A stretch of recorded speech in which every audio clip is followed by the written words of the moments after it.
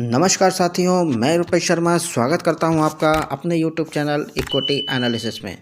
दोस्तों, जैसा कि आपने मेरे फंडामेंटल एनालिसिस के पार्ट 1 और पार्ट 2 वीडियो को इतना प्यार दिया, उसके लिए तहे दिल से धन्यवाद। आप सभी का रिस्पांस देखकर मुझे सचमुच ये फील हो रहा है कि आप लोग शेयर मार्केट को जेन्युइनली बारीकी से और सही तरीके से समझने की कोशिश कर रहे हो।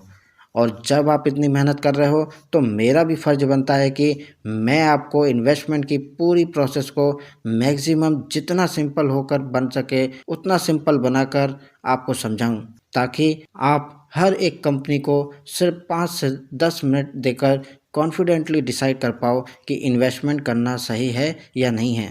अब आप सोच रहे होंगे कि सर, इतने सारे फंडामेंटल्स, पैरामीटर्स, इतने फार्मूलाज, इन सब को कैसे याद रखेंगे? तो बिल्कुल टेंशन मत लीजिए। मैं जो आपको इतने डिटेल में समझा रहा हूँ वो सिर्फ कॉन्सेप्ट क्लियरिटी के लिए है। ग्राउंड रियलिटी तो यह है कि ये सारे फंडामेंटल्स वैल्यूज़ आपको आपकी ऐप पर मिल जाएंगे, जिससे बस आपको देखकर यह समझना है कि कंपनी का परफॉर्मेंस कैसा चल रहा है। और जो नंबर आपको वहाँ पर मेंशन होंगे उन्हें देखकर आपको ये समझना होगा कि ये नंबर से आपको कंपनी के बारे में क्या सिग्नल मिल रहे हैं। क्या ये कंपनी स्ट्रॉन्ग है या नहीं है, या रिस्क में ज़्यादा तो नहीं है, या फिर लॉन्ग टर्म के लिए इन्वेस्ट करना इस कंपनी में सेफ रहेगा कि नहीं। बस यह क्लैरिटी आपकी डेवलप हो गई तो इन्वेस्टमेंट ऑटोमेटिकली आपका ईजी लगने लगेगा।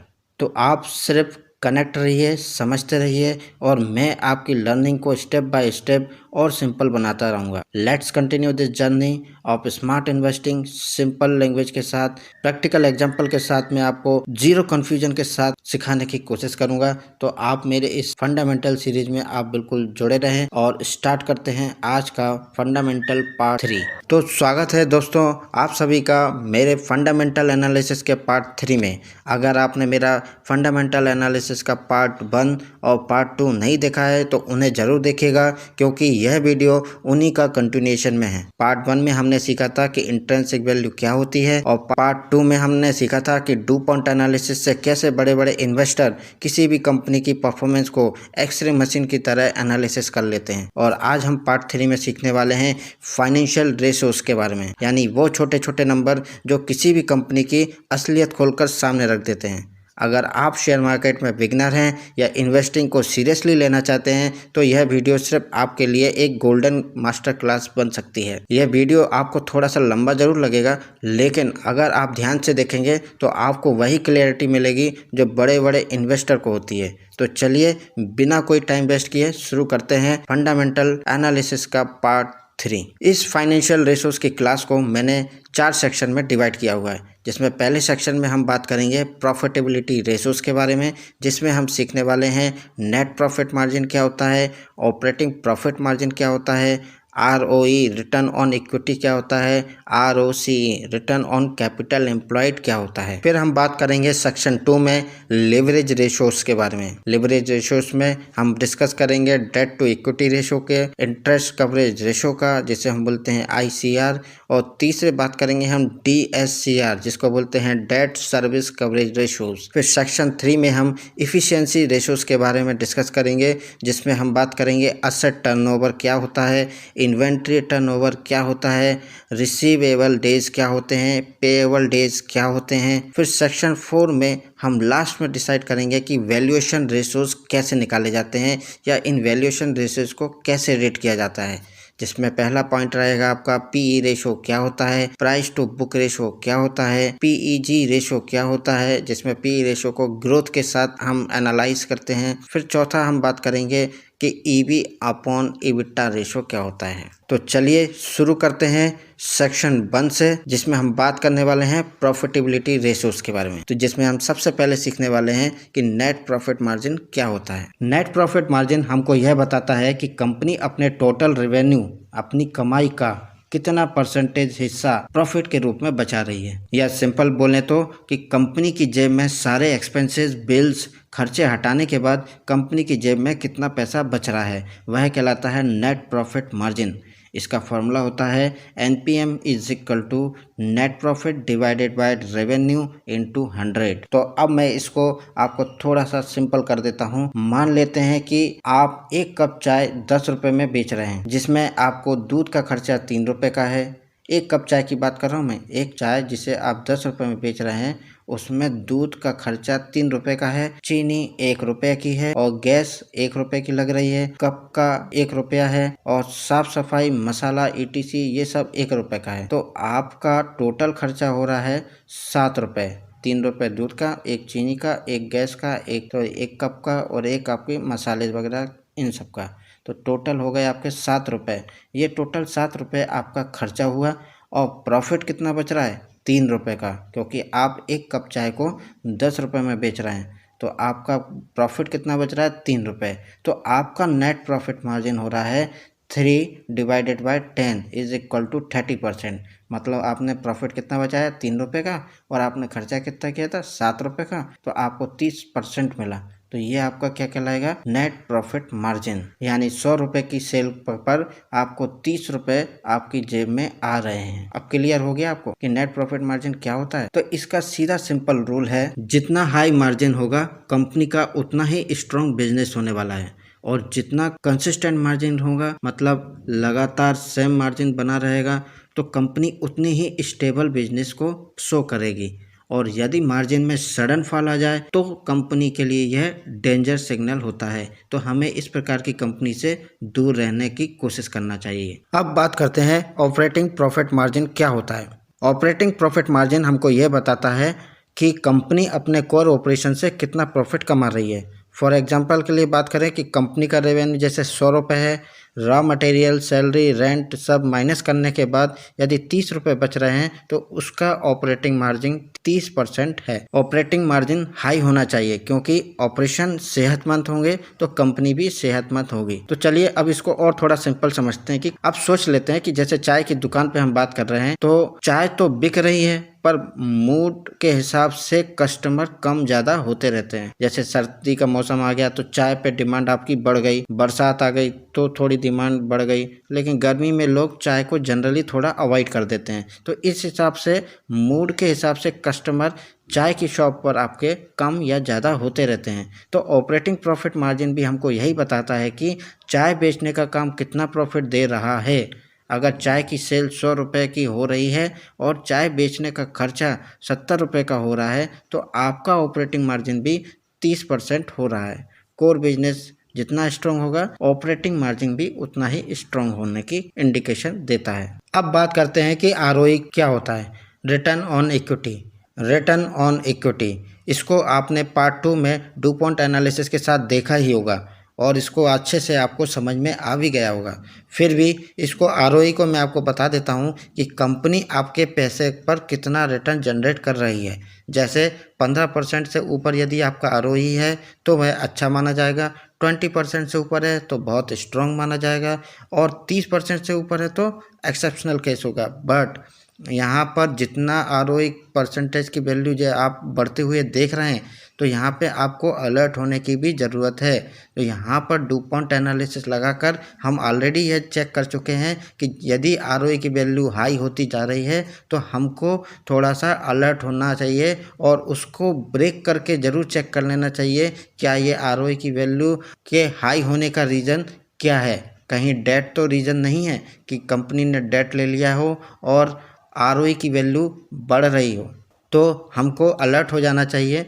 अब बात करते हैं ROCE की, रिटर्न ऑन कैपिटल एम्प्लॉयड। ये रेशो ROE से भी ज़्यादा पावरफुल माना जाता है। कंपनी के पास जो टोटल कैपिटल होता है जिसमें डेट और इक्विटी दोनों इंक्लूड होता है उस पर ये रिटर्न दिखाता है। इसका सिंपल रूल होता है कि ROC की वैल्यू ROE से ज़्यादा होना चाहिए, जो यह शो करता है कि कंपनी कम डेट यूज़ कर रही है और बिजनेस क्वालिटी इसकी स्ट्रॉन्ग है। सेक्शन 2 में हम बात करेंगे लेवरेज रेशो की। दोस्तों कंपनी कितने कर्ज में है ये लेवरेज रेशो की कैटेगरी में आने वाले पैरामीटर जैसे debt to equity ratio, interest coverage ratio, DSCR debt service coverage ratio. इन तीनों पैरामीटर से हम किसी भी कंपनी के लिवरेज पोजीशन को पता कर सकते हैं। किसी भी कंपनी को यदि अपना बिजनेस एक्सपेंड करना है तो उसे लोन तो लेना ही पड़ेगा, इस बात को हम नकार नहीं सकते। बट लोन सही अमाउंट में हो तो अच्छा होता है और ज़्यादा हो जाए तो कंपनी प्रेशर में भी आ सकती है। इसलिए लोन एक तय सीमा तक ही सही रहता है। तो चलिए अब लिवरेज रेशोज़ के पैरामीटर को समझते हैं एक एक करके। तो सबसे पहले हम समझेंगे डेट टू इक्विटी रेशो क्या होता है। इसका अर्थ होता है कि एक कंपनी अपने ऑपरेशंस को फाइनेंस करने के लिए कितना कर्ज या डेट ले रही है और कितना अपना पैसा, जिसको बोलते हैं इक्विटी, यूज़ कर रही है। यह एक फाइनेंशियल मैट्रिक है जो कंपनी की फाइनेंशियल हेल्थ और रिस्क को बताता है। इसका सिंपल फार्मूला होता है debt to equity ratio is equal to total liabilities divided by shareholder equity. यदि डेट टू इक्विटी रेशो की वैल्यू 0.5 से कम है तो वह सेफ कंपनी मानी जाती है, और यदि डेट टू इक्विटी रेशो की वैल्यू 1 से ज़्यादा है तो वह थोड़ा रिस्की होता है, मतलब कंपनी में रिस्क थोड़ा सा ज़्यादा है। और यदि डेट टू इक्विटी रेशो की वैल्यू 2 से ज़्यादा है तो वह कंपनी बहुत रिस्की मानी जाती है। हम रिटेल इन्वेस्टर को ऐसी कंपनियों से दूर रहना चाहिए। यदि हम डेट टू इक्विटी रेशो की वैल्यू को पता करना हो तो वह 0.2 होती है, तो हम इसे एक सेफ कैटेगरी में मान सकते हैं। बट देखा जाए तो हमें ऐसी कंपनी सेलेक्ट करना चाहिए जिसमें डेट ना ही हो तो बहुत बढ़िया है, यानी डेट फ्री कंपनी ही सिलेक्ट करना चाहिए। यदि किसी कंपनी का परफॉर्मेंस यदि अच्छा भी चल रहा है और उसने थोड़ा डेट ले भी रखा है तो उसकी वैल्यू हम 0.2 कंसीडर ही करके चलना चाहिए। तो चलिए इसको और सिंपल लैंग्वेज में समझने की कोशिश करते हैं। तो मान लेते हैं कि आप एक रेस्टोरेंट खोल लेते हैं जिसमें आपको 10 लाख रुपए लगते हैं, जिसमें 7 लाख आपके हैं और 3 लाख का आपने लोन ले रखा है। तो आपका डेट टू इक्विटी रेशो होगा 0.42, यानी बिजनेस मोस्टली आपके पैसे पर चल रहा है। अगर लोन ज़्यादा होगा तो मान लेते हैं यदि आपने 10 लाख में से 8 लाख का लोन लिया हो तब आपका डेट टू इक्विटी रेशो होगा 0.8। ये बहुत ज़्यादा रिस्की हो गया, कंपनी का भी यही लॉजिक लगता है। तो जिसका डेट टू इक्विटी रेशो ज़्यादा हो गया उसको हमको अवॉइड करना चाहिए। जैसे मैंने आपको डेट टू इक्विटी रेशो उसकी वैल्यूज़ बताई थी कि 0.5 से कम होना चाहिए या 0.2 तो बेस्ट हो सकता है। डेट टू इक्विटी यदि 1 से ज़्यादा है तो हमको वह थोड़ा सा रिस्की है, लेकिन 2 से ज़्यादा हो जा रहा है तो उस कंपनी को टोटली अवॉइड कर देना चाहिए। तो ये डेट टू इक्विटी रेशोज़ का फंडा होता है। अब बात करते हैं इंटरेस्ट कवरेज रेशियो। इसका मतलब होता है कि एक कंपनी अपने प्रॉफिट से कितनी आसानी से अपना इंटरेस्ट का पेमेंट कर रही है। इसका फॉर्मूला होता है ICR is equal to EBIT divided by interest expenses. अब EBIT का मतलब क्या होता है? Earning before interest and taxes. जैसे नाम से ही क्लियर है, earning before interest and taxes company की वो कमाई जिसमें से अभी तक इंटरेस्ट और टैक्स नहीं कटा है वह ऑपरेटिंग प्रॉफिट कहलाता है। इंटरेस्ट एक्सपेंसेस क्या होते हैं कि कंपनी ने अपने लोन, बॉन्ड्स या दूसरे उधार टोटल पर कितना ब्याज दिया है। अब इस ICR से यह मतलब निकलेगा कि यदि ICR की वैल्यू हाई है तो कितना हाई होना चाहिए। यदि ICR की वैल्यू 2 टाइम्स या 3 टाइम्स से भी ज़्यादा है तो यह एक पॉजिटिव साइन है। इसका मतलब यह है कि कंपनी के पास अपने इंटरेस्ट पेमेंट करने के लिए अर्निंग्स काफ़ी हैं और उसकी फाइनेंशियल पोजीशन स्टेबल है। अब यदि ICR की वैल्यू लो हो, मतलब 1.5 से कम हो, तो यह एक रेड फ्लैग हो सकता है, जिसका अर्थ है कि कंपनी की कमाई उसके ब्याज के खर्चों से काफ़ी करीब है। जैसे 50% ब्याज के खर्चे हैं और 52 to 55% हमारी अर्निंग हो रही है। अब यदि किसी भी कारण से यदि कंपनी का प्रॉफिट कम होता है तो कंपनी को अपना इंटरेस्ट चुकाने में प्रॉब्लम आ सकती है, या हो भी सकता है कि कंपनी डिफॉल्टर होने का भी रिस्क बढ़ जाता है। और यदि ICR की वैल्यू 1 से कम हो जाए तो इसका मतलब होता है कि भैया इस तरह की कंपनी से जितना दूरी बना सकते हो उतनी दूरी बना लो, क्योंकि कंपनी इतना भी नहीं कमा पा रही है कि वह अपना ब्याज भी चुका सके। तो ICR की वैल्यू हमारे लिए कितनी बेस्ट होनी चाहिए? ICR की वैल्यू जितना ज़्यादा हाई हो, मतलब 2 टाइम्स हो या 3 टाइम्स हो, तो वह हमारे लिए एक पॉजिटिव साइन होता है। 1 से यदि कम हो रहा है तो ICR की वैल्यू हमारे लिए डेंजरस हो सकती है। अब इसको एक रेस्टोरेंट के एग्जांपल से अपन समझ लेते हैं। मान लीजिए कि आपका एक रेस्टोरेंट महीने में 1 लाख रुपए कमा रहा है और इंटरेस्ट आपको देना होता है 20,000 रुपये। तो आपकी ICR की जो वैल्यू होगी 1 लाख डिवाइडेड बाय 20,000, मतलब EBIT मतलब हमने जैसे EBIT पढ़ा था, अर्निंग बिफोर इंटरेस्ट टैक्सेस, तो हमारी अर्निंग कितनी हो रही थी 1,00,000 रुपये, और उसमें डिवाइड कर रहे हैं किसका, इंटरेस्ट एक्सपेंसेस का। तो जो हमारा एक्सपेंसेस कितना हो रहा है, इंटरेस्ट देना है 20,000 रुपये, तो 1,00,000 को हमने 20,000 से जब डिवाइड किया तो हमारा ICR की वैल्यू आई है 5, यानी 5 बार में इंटरेस्ट भर सकते हो, इतना पैसा है आपके पास। आपकी कंपनी अभी सेफ चल रही है। अगर ICR की वैल्यू 1 हो जाए या 1 के आसपास हो जाए तो आपका बिजनेस शॉक में आ जाएगा, अरे क्या हो गया, ये मेरे पास तो रिटर्न भरने का भी पैसा नहीं है। तो अगर ICR की वैल्यू 1 के आसपास हो तो हमको अवॉइड कर देना चाहिए। अब बात करते हैं DSCR, जिसको बोलते हैं डेट सर्विस कवरेज रेशो। अब यह रेशो बताता है कि कंपनी सारी लोन पेमेंट कितनी आसानी से कर पा रही है। अब बड़े बड़े इन्वेस्टर इस DSCR रेशोस की वैल्यू को निकाल कर इन्वेस्टर और लेंडर्स कंपनी की फाइनेंशियल हेल्थ को बड़े आसानी से एनालिसिस कर सकते हैं और उसके कर्ज चुकाने की एबिलिटी का पता लगा सकते हैं। जब DSCR की वैल्यू 1 से ज़्यादा होती है तब इसका मतलब होता है कि कंपनी के पास इतना पैसा आ रहा है कि वह आसानी से अपने लोन को चुका पा रही है। जब DSCR की वैल्यू 1 होती है तो इसका मतलब होता है कि आपकी सारी कमाई या इनकम कर्ज चुकाने में ही चली जा रही है। और जब DSCR की वैल्यू 1 से कम हो जाए तो मान लीजिए कि आपने अपने खर्चों को पूरा करने के लिए प्रॉपर इनकम जनरेट नहीं कर पा रहे हैं। बैंक वाले भी इसी DSCR की वैल्यूज को ही देखकर कस्टमर को लोन वगैरह प्रोवाइड कराते हैं। तो चलिए अब बात करते हैं इफिशियंसीज रेशोज के बारे में कि इफिशियंसी रेशोज क्या होते हैं। इफिशियंसी रेशोज हमें बताते हैं कि कंपनी अपने रिसोर्सेज का यूज कितनी इफिशिएंटली कर रही है। इन रेशोज में हम जनरली डिस्कस करेंगे असेट टर्नओवर रेशो क्या होता है, इन्वेंट्री टर्नओवर रेशो क्या होता है, रिसीवेबल डेज क्या होते हैं, पेएबल डेज क्या होते हैं। इन पॉइंट्स को हम कंसीडर इफिशिएंसी रेशोज को निकालने में करते हैं। तो सबसे पहले स्टार्ट करते हैं कि असेट टर्नओवर रेशो क्या होता है। असेट टर्नओवर रेशो यह बताता है कि कोई कंपनी कितनी इफिशियंसी से अपने असेट को यूज करके सेल कर रही है। मतलब जैसे कंपनी अपनी मशीनरी, बिल्डिंग्स आदि का यूज कर रही है और उनसे कितना सेल जनरेट कर पा रही है, असेट टर्नओवर रेशो कहलाता है। अब इसके फॉर्मूले की बात करें तो असेट टर्नओवर रेशो का फॉर्मूला होता है total sale divided by average total assets. अब यहाँ पर एवरेज टोटल असेट का मतलब है कि साल के स्टार्टिंग में असेट कितने थे और प्लस साल के लास्ट में असेट कितने बचे, उन दोनों को जब हम ऐड कर देंगे और उनको डिवाइडेड बाय 2 कर देंगे तो हमारा निकलेगा एवरेज टोटल असेट्स। तो चलिए इसको एक एग्जांपल से समझ लेते हैं कि असेट टर्नओवर रेशो क्या होता है। जैसे मान लेते हैं हमारा कोई एक रेस्टोरेंट है और उस रेस्टोरेंट की सेटलिंग कॉस्ट 5 लाख रुपए है और एक साल में रेवेन्यू 20 लाख का हो रहा है। तो हमारा असेट टर्नओवर रेशो, जिसको हम बोलते हैं ATR, क्या निकलेगा 20 डिवाइडेड बाय 5।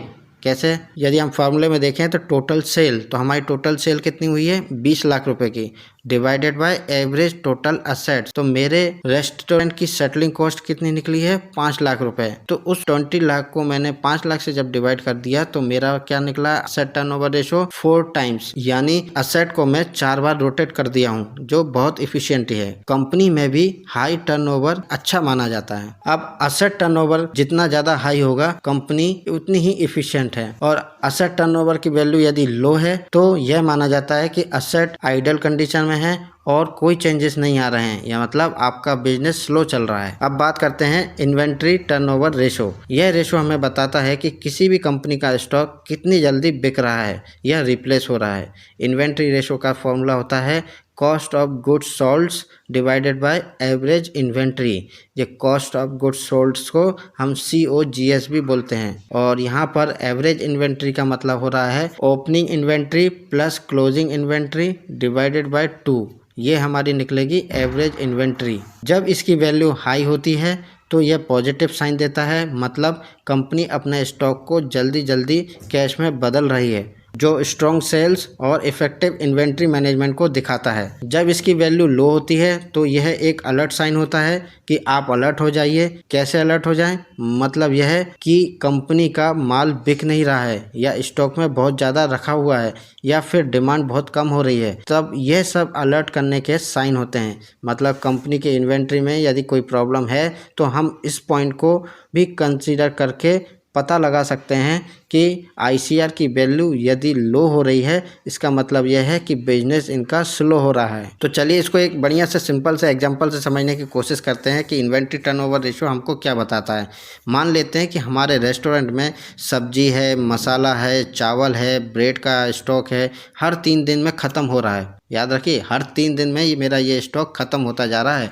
तो इसका मतलब क्या है, हाई टर्नओवर रेशियो है मेरा, मतलब मेरा बिजनेस बहुत फास्ट चल रहा है। और यदि 10 से 15 दिन में यदि ऐसा ही पड़ा रहे स्टॉक में, तो ये मेरा बिजनेस को स्लो कर रहा है। इसका मतलब कि मेरा स्टॉक बिक नहीं रहा है या स्टॉक का प्रॉपर यूज नहीं हो पा रहा है, तो मेरा बिजनेस स्लो हो रहा है। तो हमको कंपनी की परफॉर्मेंस पे ध्यान देना चाहिए। अब बात करते हैं रिसीवेबल डेज। इसका मतलब होता है कि कंपनी कस्टमर से पैसा कितने दिन में ले रहा है। अगर कंपनी 90 दिन में पेमेंट ले रहा है तो यह रिस्की हो सकता है। अगर यह पेमेंट 30 से 45 दिन में हो जाए तो बिजनेस कैश रेश हो सकता है। अब हम इसको थोड़ा एग्जांपल से समझते हैं कि जैसे हम रेस्टोरेंट की बात करके चल रहे हैं, तो रेस्टोरेंट में मोस्टली पैसा हमको तुरंत मिल जाता है, बट बड़ी बड़ी कंपनी में कई बार कस्टमर 60 से 90 दिन बाद पैसा देते हैं।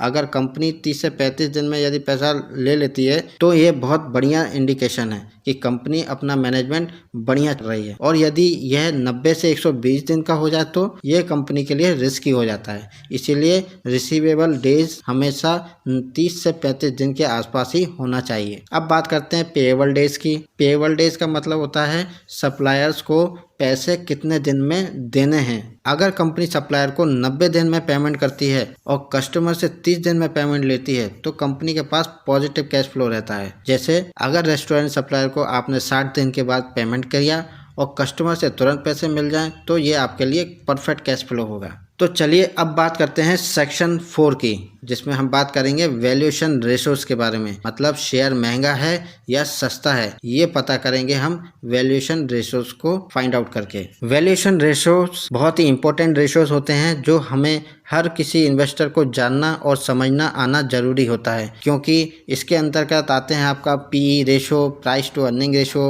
PB ratio, price to big value ratio, PEG ratio, और चौथा आता है EV टू EBITDA रेशो, मतलब enterprises value divided by earning before interest, taxes, depreciation and amortisation. अब इनमें से मैंने PE ratio, PEG ratio, earning per share के ऊपर ऑलरेडी वीडियो बना रखे हैं, जिन्हें मैंने बहुत ही सिंपल तरीके से इन्हें यूज करना सिखाया है। और साथ ही इन्हें मैंने बैंकिंग शेयर, HDFC बैंक और ICICI बैंक के सिंपल एग्जांपल का लाइव एनालिसिस करके बताया है।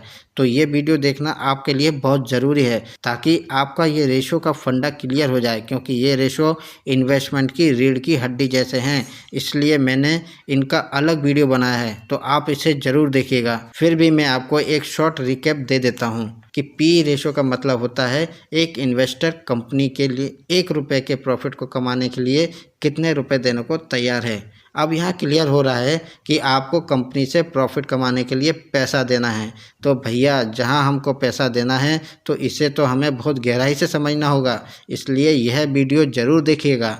हाई PE का मतलब होता है एक्सपेंसिव कंपनी और लो PE का मतलब होता है सस्ती कंपनी, और यह PE सेम इंडस्ट्री की कंपनी से ही कंपेयर करना चाहिए। चलिए इसको एक एग्जांपल से मैं आपको समझा देता हूँ कि PE रेशो क्या होता है। हम इसमें एक सब्जी मंडी का एग्जांपल लेकर चल रहे हैं कि मार्केट में एक ही प्रकार के टमाटर हैं जो एक 20 रुपये किलो के हिसाब से चल रहे हैं और दूसरी जगह 40 रुपये किलो के हिसाब से चल रहे हैं। तो आप कंपेयर कर रहे हो कि कहाँ पर सस्ता पड़ रहा है। तो कंपनीज के शेयर में भी PE रेशो बताता है कि शेयर अपनी अर्निंग के हिसाब से सस्ता है या महंगा है। तो ये वीडियो आप ज़रूर देखिएगा। मैंने इसको बहुत डिटेल में और सिंपल तरीके से एग्जाम्पल के साथ आपको समझाया। तो PE ratio earning per share क्या होता है और PEG रेशो कि कैसे इन्वेस्टर इस PE रेशो को ग्रोथ फैक्टर के साथ इंक्लूड करके कैसे एनालिसिस करते हैं। बात करते हैं PEG रेशो। इस रेशो को भी मैंने PE रेशो वाली वीडियो में क्लियर किया हुआ है, क्योंकि बड़े बड़े investor, fund manager PE ratio के साथ साथ